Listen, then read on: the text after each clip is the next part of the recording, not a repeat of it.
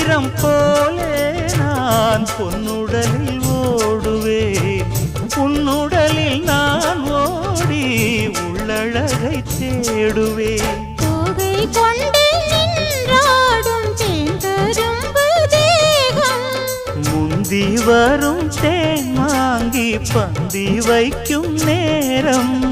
அம்புகள் பட்டு நரம்புகள் சுட்டு வம்புகள் என்ன வரம்புகள் விட்டு.